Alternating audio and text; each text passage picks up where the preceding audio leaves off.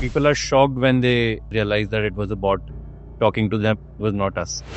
I see this whole industry is going to get transformed in the next 2 to 3 years as AI agents become more mainstream. Businesses are still not aware as to what AI agents can actually do for you. Almost 6% of your leads go in vain because you've not. What was some of the mistake that you made when you first started doing cold outreach? The biggest mistake that I feel is that Hello, everyone, and welcome to Sales Robot Customer of the Week, a new show where we dive deep into the best practices of the best performing Sales Robot users. We go deep into the process with hot tips around targeting, messaging, and personalization so that you can take away something to implement in your cold outreach starting tomorrow. Today, we have Nick Gupta from Monimo.in. Welcome to the show, Nick. I, Awesome. So let's get right into it. What does your business do and how do you make money? like you mentioned, that I am from Monimo. Monimo is basically our parent company, and we've just launched a new service which is basically more focused on helping B2B sales teams to increase their meeting outcomes. And we're running this particular service as MailerCraft in the market right now. And what basically do is that it is basically an agency model wherein we not only help founders set up their outreach campaigns, but we also help them guide through the complete process, right from what should be your strategy, what should be your offer, who is your ICP, and what should be the data source that you actually need for you to basically reach out to people. So there are multiple cases, for example, that people want to connect with SaaS founders, and probably cheap repositories like Apollo or extensive repositories like ZoomInfo are not the right sort of databases for them. So we basically help them capture the right sort of database, which is Traction in India and Crunchbase in US. Go collecting that sort of data and then helping them to reach out to the right sort of prospect is something that is an additional giveaway as a part of our service. On top of it, we have created our own sales intelligence server. It's basically a completely AI generated, AI based model, which is not only going to visit the prospect's website automatically, but they're also going to visit the prospect's LinkedIn profile, and it gives you some sort of icebreakers, some sort of psychometric analysis of the prospect. And this is happening at scale. Like currently, the kind of capacity that we have is that we are able to process near about 3,000 prospects in a day with their website, verifying their email automatically, visiting their LinkedIn profile and collecting all of the data from their LinkedIn profile, understanding who exactly are you reaching out to, so that even when your first message goes out, it's basically so much detailed that it does not look like a normal cold outreach to people. And I specifically go on a lot of sales call because we are also utilizing the same sort of strategy for our outreach campaigns as well. And people are shocked when they realize that it was a bot talking to them, it was not us. So that's probably something that we're doing different as compared to what other people are doing in the market. And yeah, that's about it. And since we are into LinkedIn outreach automation, that's exactly how we came across your product, and we really love the kind of detail that you are capturing on the product as well. And we were running a particular campaign. I am basically your one of the initial customers, if that's the stage when you launched the LTD. And I was pretty much confident in that product when you launched on AppSumo. So yeah, I mean, I am exposed to a lot of outreach automation tools, and Sales Robot is one. Awesome. That's good to hear, man. And it's very interesting that you talk about the whole value chain when it comes to cold outreach for a founder, because you're absolutely right. Like there's so much specialist knowledge that people like you and I have. There are a lot of these great founders who have great technology products, very solid engineers, maybe, but then they don't have a clue that you should be using either Traction in India or Crunchbase in the US. There's even more niche databases like maybe Latka's database for SaaS and all of that. So I think AI plays a massive role there. I think even for the personalization that you mentioned, AI plays a massive role. And I see this whole industry is going to get transformed in the next 2 to 3 years as AI agents become more mainstream and outreach tends to become more relevant based on their information. So Yeah, very interesting times to live in for sure. Yes, of course, and we are trying to capitalize on the complete AI narrative as because people have realized the potential of AI for their day-to-day jobs. What I believe is that businesses are still not aware as to what AI agents can actually do for you.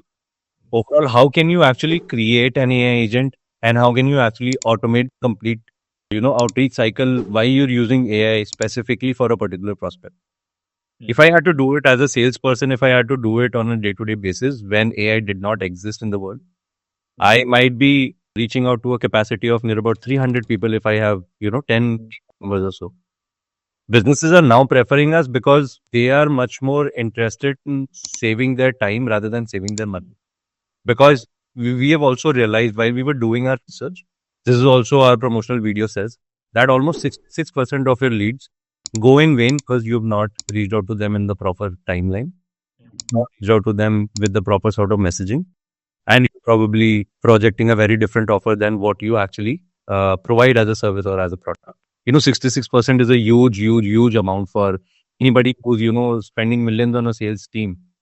And basically something that they really need to focus on and they really need to scale up as soon as possible when AI is becoming one of the major tools for you being able to reach out to a lot of people at a massive scale every day.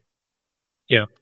I also believe it's definitely like an education problem also. Like first they have to be educated, then they have to understand what is the real strategy, and then it gets to the actual implementation, right? So always strategy and education first. Right. Yeah. Awesome. So with that, let's get into the winning campaign that you did. Do you remember There's only one account that I had connected to, that, but I think because it is only one client with one sales member who wanted sort of small LinkedIn automation campaign to be done as a pilot program. There was that they really wanted to reach out to all of the educational institutes in India. And this client is actually into infrastructure as a service. So they are linked with too many universities in India already. And they want to reach out to smaller, educational institutions who are also conducting webinars, having their online learning model right now, and they're hosting a lot of data on the cloud infrastructure right now. So majorly the campaign was more focused towards targeting all of the owners of all of the educational institutes, reaching out to them saying that hey, if you are basically spending a lot of money on AWS, we give you the exact same value. We are a Netherlands-based company. We have just now launched in India, and we would want to really get in touch with you. And we can also assure you that you will save at least 30% of your cost that you're already spending on an infrastructure right now with the same sort of service.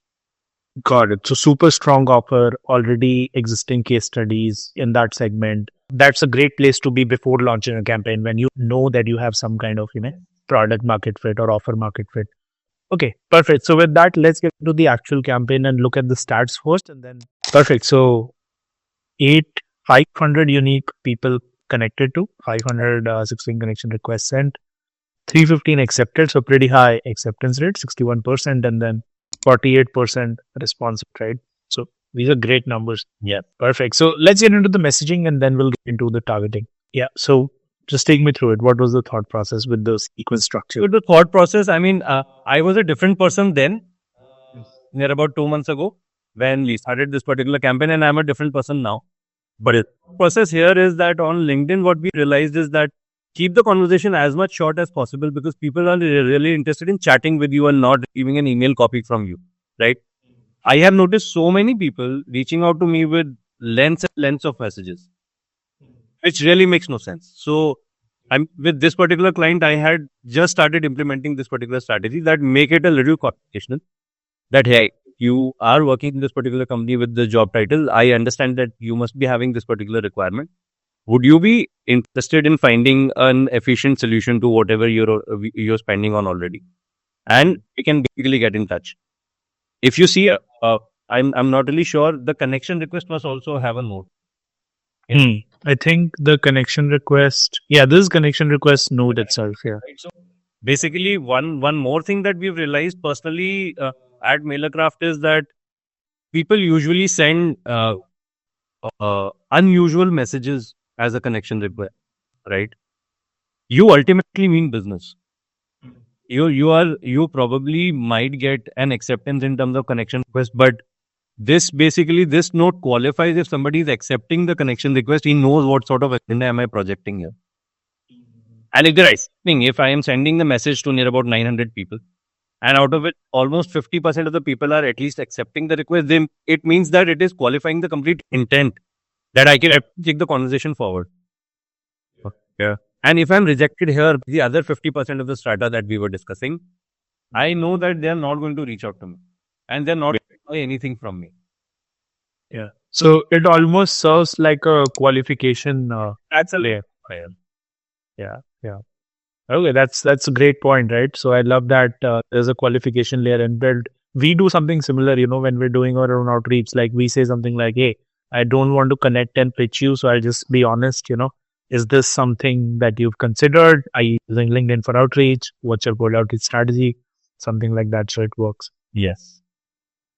Okay, awesome. So that's the connection request, and then the message. So simple, thanks for connecting. Just that, nothing else. If you've accepted the connection request, I just want to say thanks for connecting. And then so basically the agenda here is that once I've sent this, I am definitely going to get a reply. That's exactly why the reply rate is so strong in this particular campaign. Yep. Yeah. So it's basically a relationship started at this point, and I believe it kind of gets them to relook at this message, right? Because you talk about data warehousing requirements, right, and in the connection message. Yeah. All right, perfect. Nice. And then you wait 5 days after, right? So that's a good lag because then we give you time. We basically do not sound very pushy. We know that we're reaching out to a large chunk of people. So the 5-day gap that we put is majorly also because we want to complete the step 3 even before we reach to step 4 of the campaign with the complete plot, so that the campaign is delivered efficiently. Otherwise, what happens is that in all the outreach tools, what happens is the complete bandwidth is then divided. Some account is focusing on, step 1, the other account focusing on step 2. So it becomes very chaotic. And when you see the complete outcome of the campaign by the end of it, you are not able to match the timeline that you had already promised to someone, right? Yeah. So that's because we have added some sort of timeline to it so that step 3 is completed. Yeah, that's actually a very nice point because you just want to say thanks for connecting to everybody within the first 2 days and then go to the next one. Yeah. Okay. So what are we doing here? So, I mean, it's the same thing that I had just explained that, we want to project the cost. Initially, we just wanted to mention on the efficiency. So we know that they're trying to seek some sort of efficient solution. Now, efficiency can be defined in terms of 2 different things. Either it can be speed, can be cost, or it can be security, right? For any data warehousing solution. So that basically qualifies here as well that, in the education sector, I've noticed that you are not an IT person at all. But you might basically, require some sort of solution to this because either you're spending a lot of money or probably your system is not secure or maybe your system is not fast enough to serve the kind of public that you have on the cloud already. Yes. So that was basically the criteria here that, hey, we just want to talk in these 3 different terms. And if you see that, you will be able to find a valuable solution here as per in terms of security, efficiency and cost, then maybe, this can work in your favor. Yeah, makes a ton of sense. Yeah, because, and one of the things I also like in this one is that you actually end up like not capitalizing the I. You don't have perfect grammar. The deliberate attempts to basically make it look like you're not a bot. Yeah, and you just typed it out. I have just typed it out. So that also just the kind of delay that we are already projecting.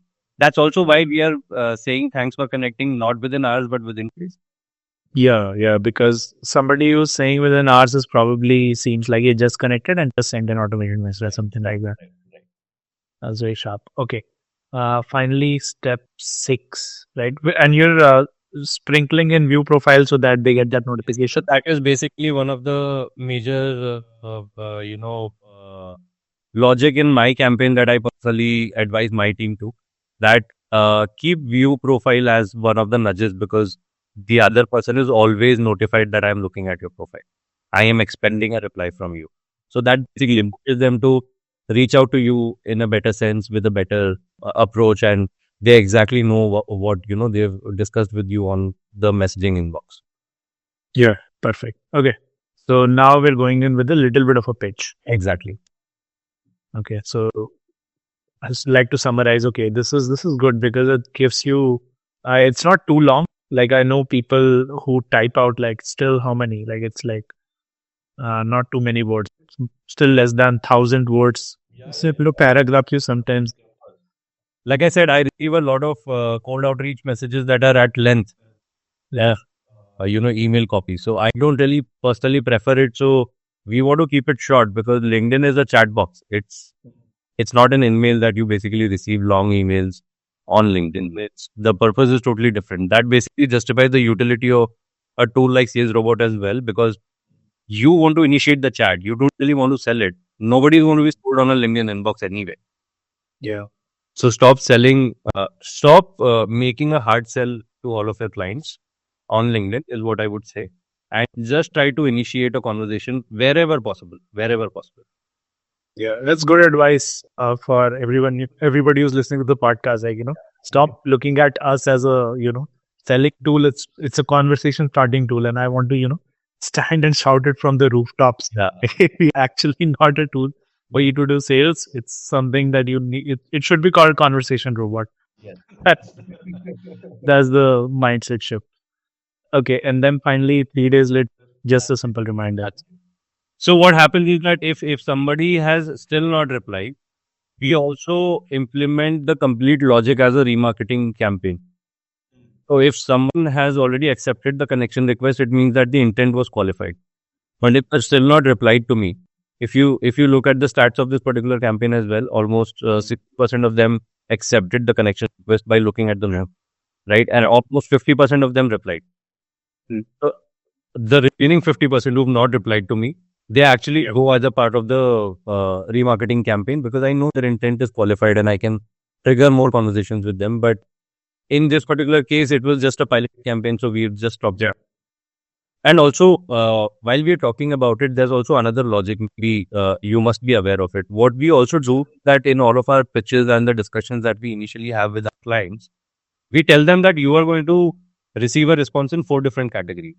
Either person is going to say yes, or they're going to say no, or they're going to hit you with a maybe, this thing. So we always fix up on these 3 categories: yes, no, maybe, yes, no, maybe. You will find it in every possible team member of mine right now, that everybody will basically make it a part of their pitch that you are going to get a response in 3 different categories, and the 4th categories they will hit you with an inquiry. So it's partially a yes, it's a maybe, right? So it's somewhere in the middle. It's a gray area where you actually need to manually intervene as a salesperson, and you need to convert that particular person. Either they will ask you for case studies, or they will ask you for some sort of report. They will ask you for some sort of pilot campaign. They will ask you some sort of technical question that, hey, I'm not really aware of how this can be done, but have you done this in the supply chain management area of people or not? So that basically, and by categorizing the replies as yes, no, maybe, we also create nested campaigns. So I just need to push the prospect from the first campaign to the yes campaign. As soon as he said yes, I have a different set of copies. If he said no, I have a different set of copies to understand why he is saying no. If it is a maybe, I have a different set of copies because it will depend on the kind of reply that. So maybe he's going to have 2 to 3 different types of campaigns as well. The inquiry is then taken up manually. So it also reduces our manual effort when it comes to handling people who are saying yes or no. Right. Now, that makes a ton of sense. I've seen that kind of categorization. And one thing also in this actually is that then your focus area becomes very simple. Just take the maybes and inquiries and convert them into yeses, right, as much as possible. And the other good thing that you're mentioning, and we have taken care of that within our tool as well, is you can run something called subsequences, right? As in the platform. So as soon as somebody is replying within the Sales Robot tool, you can actually just enroll them into another sequence from right here, right? You can have multiple sequences running. So whoever's listening to this, I think the mindset is that rather than looking at things in terms of individual messages, you always have to look at it in terms of sequences, right?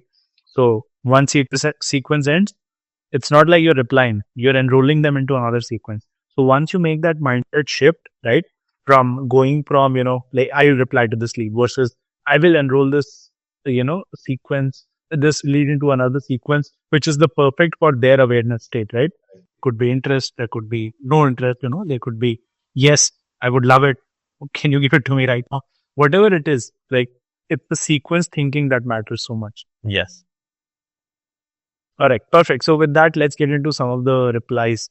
So do you remember the client was happy with this? Like, do you remember the whole thought process? Like, what was the overall? Yes, satisfied with end of responses, but so far they've not been able to close any sort of business. But that is also because the lack of understanding from the client's end as to how exactly because this needs a lot of effort, right?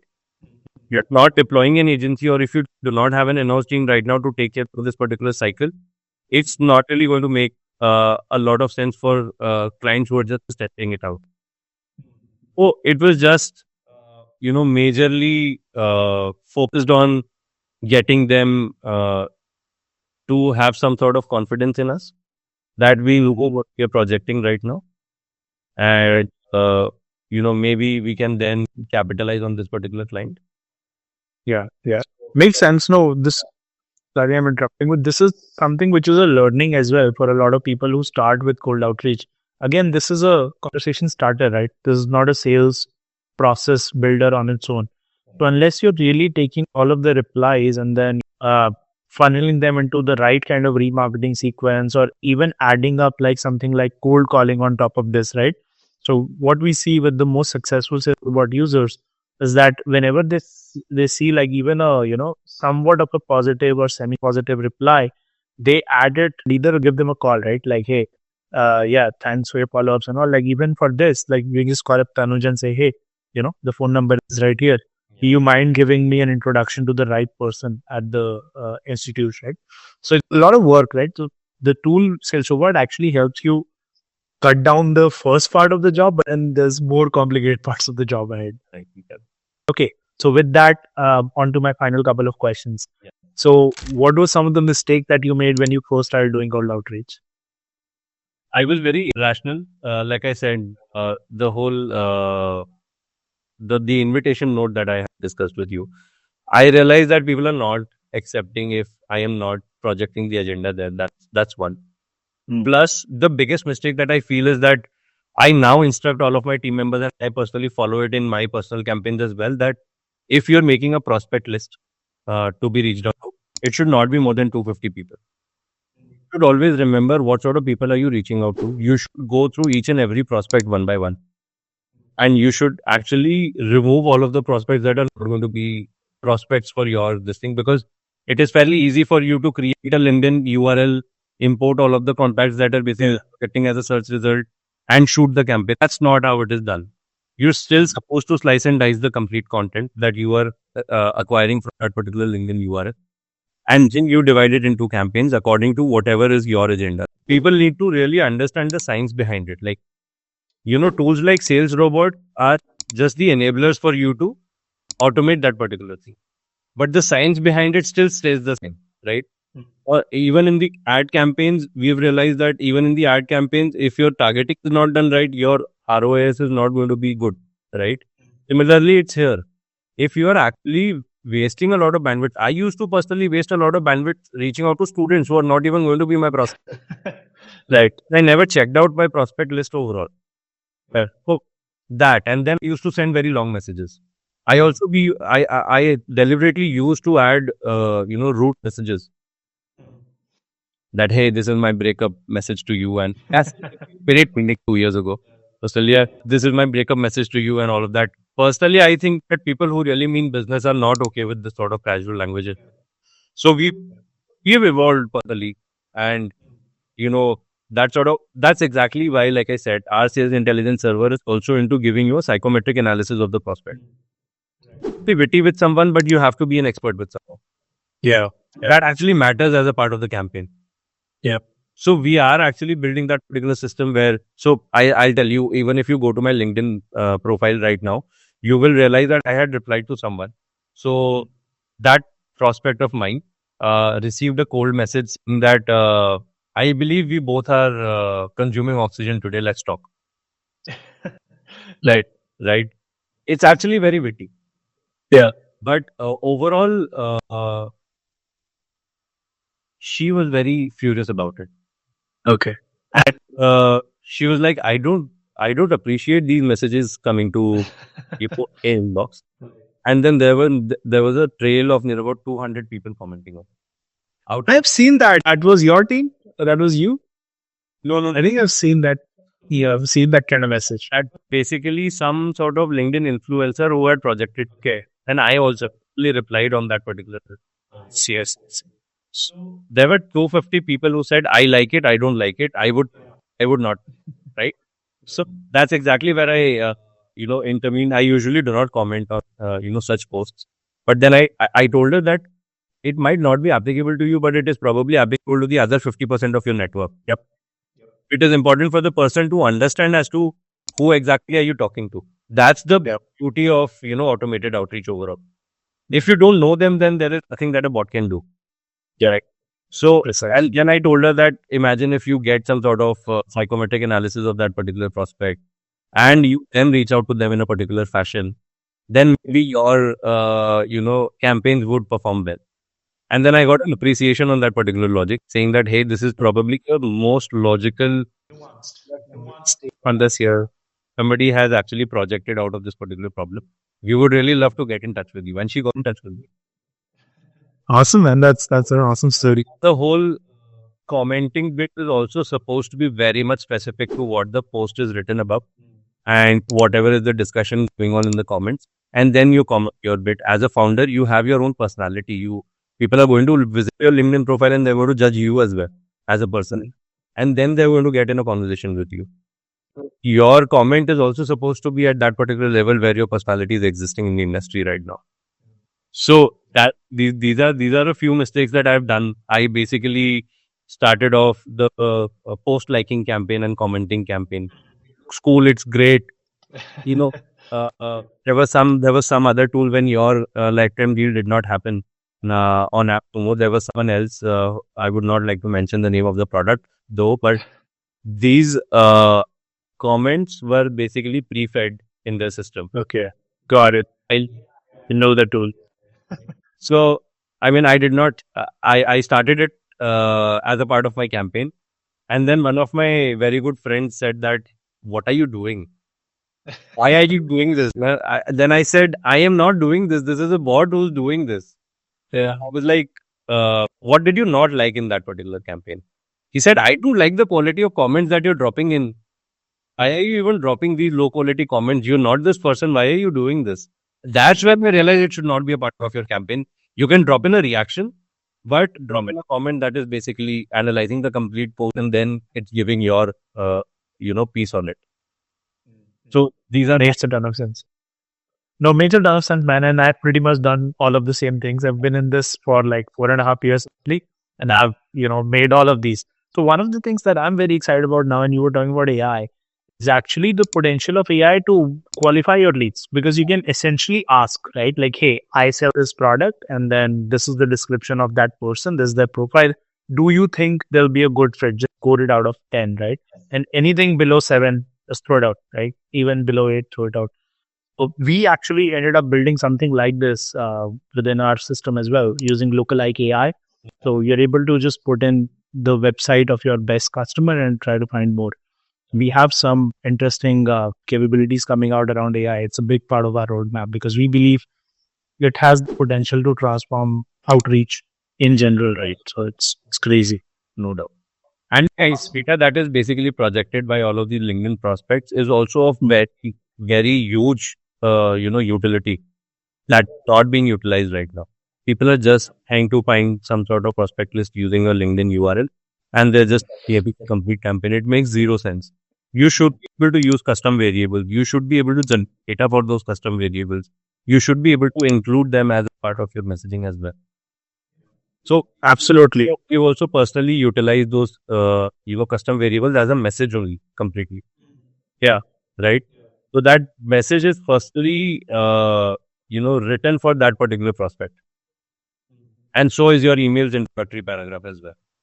Yeah, that's how we doing it personally, and yeah, I think it's eventually, I think it will get to the whole, like this was the holy grail of marketing, right? In the old days, marketing used to be mass marketing, right? You buy a newspaper ad and you run same TV shows, the same for everything, everybody. And then things changed, right? You had Netflix and then you had election of movies like my algorithm will be different from yours and all of that.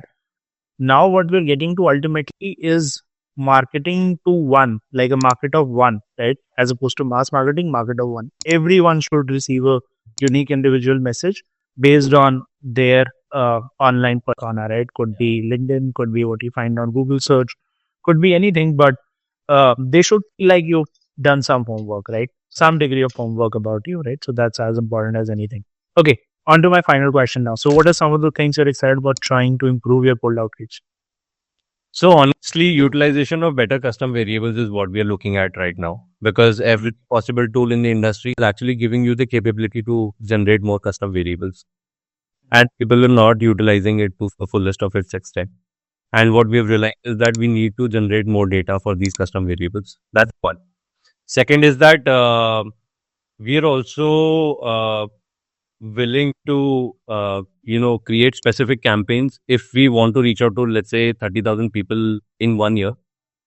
That we would want to reach out to people in lots of 100. So have one campaign only for 100 people. And we're working on categorizing that particular list of prospects to that deepest of the level, that these 100 people are of the same category. So, because now, in the outreach also, there are three types of outreaches that you can do. There is one to many, then, there is one to few, and there is one to one, logically speaking. So, usually people are only on level one right now, which is one, right? People are now realizing the potential of slicing the complete set of prospects into different segments and then reaching out to them. So, you are actually now people are following the one to few thing logic Paradigm, yeah. we have reached to the level 3, which is one to one.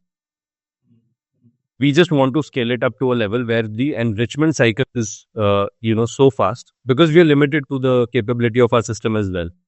We are building it in house. We are not relying on other CRM tools that basically help you with all enrichment logic and all. We realize that there is a lot of cost cutting that you can actually do. So we are verifying the email automatically. We are verifying if the prospect still is listing that particular employer part of their experience or not. We are collecting almost 32 different data points based on their tech stack, based on their who is this week, based on, our system is basically crawling the complete sitemap and realizing, it basically lists down all of the pain points that can be potentially faced by that particular prospect with respect to our service. It also talks about the outcomes that basically every prospect can actually achieve out of this particular service that we are offering. Because we realize that you are in the industry of reaching out to, let's say, manufacturers, right? So you might always be busy in the operational front, and you might jump too many salespeople. The outcome will be that you will be able to increase the sales efficiency by 60%. In our case, as an outreach agency, right? So that outcome is only based on the kind of pain points that we are collecting about that particular person. And then third thing is that we are talking about the solutions in total, that, hey, we have already done this for this particular category of people. So if you have case studies, we are mixing that particular data with those case studies and personalizing that particular campaign for that set of people as well. Sounds amazing, man. This is exactly the kind of future that I think somebody will build, and I hope that somebody is you, right? Because I think you're thinking in the right directions. So awesome, Nick. Awesome. Thank you so much for making the time. That's all the time we have today. But I thoroughly enjoyed our conversation, and I feel super energized on a Friday evening now. I don't know what I'm going to do with this energy. But yeah, thank you so much for hopping on, and wish you all the success in the coming year. Likewise, Saurabh. Wish you the same.